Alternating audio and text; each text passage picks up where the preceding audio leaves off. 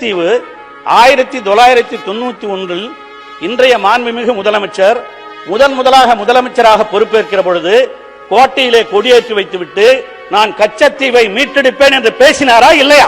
மாண்புமிகு பேரவைத் தலைவர் அவர்களே, இந்த கேள்வியை கேட்பதற்கு திமுக உறுப்பினர்களுக்கு எந்த விதமான அருகதையும் கிடையாது.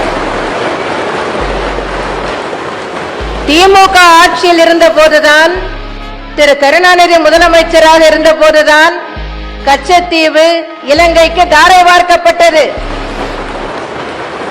1974 1976 அப்போதைய மத்திய அரசு இந்த ஒப்பந்தங்களை செய்து கொண்ட போது அவர்களுடைய தலைவர் அன்றைய முதல்வர் என்ன செய்து கொண்டிருந்தார்?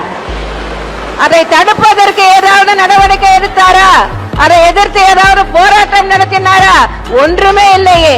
தாரை வார்த்துவிட்டு இத்தனை ஆண்டுகள் கழித்து 91 நீங்கள் பேசினீர்களா இல்லையா என்றால் நான் பேசினேன்.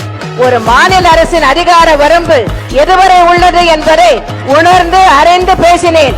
மத்திய அரசு மூலமாக நான் அதற்கான நடவடிக்கைகளை எடுப்பேன் என்று பேசியிருக்கிறேனே தவிர நான் ஒரு படையை திரட்டிக் கொண்டு கச்சத்தீவை மீட்பேன் என்று பைத்தியக்காரத்தனமாக பேசவில்லை. கச்சத்தீவு தாரை பார்க்கப்பட்டதற்கு திமுக தான் காரணம், அன்றைய முதலமைச்சர் திரு கருணாநிதி தான் காரணம். இன்று மீனவர்கள் படும் அல்லல்களுக்கெல்லாம் செய்து கொள்ளும் இன்னல்களுக்கெல்லாம் காரணம் திமுக தான், திமுக தான், திமுக தான். 282 ஏக்கர் குடிக்க தண்ணி கூட இல்லாத ஒரு வானம் பார்த்த பூமியை ஒரு சின்ன இடத்தை கொடுத்துட்டு அன்னை இந்திரா காந்தி இந்தியாவிற்கு எத்தனை லட்சம் ஏக்கரை பெற்றெடுத்திருக்கிறார். ஒரு அக்ரிமெண்ட் பார்க்க கூடாது, 2 அக்ரிமெண்ட் பார்க்கணும். இப்பவும் சரிதான். இல்ல நாங்க எப்பவுமே அதை வித்ரா பண்ணலாம். அப்பவும் சரிதான், இப்பவும் சரிதான்.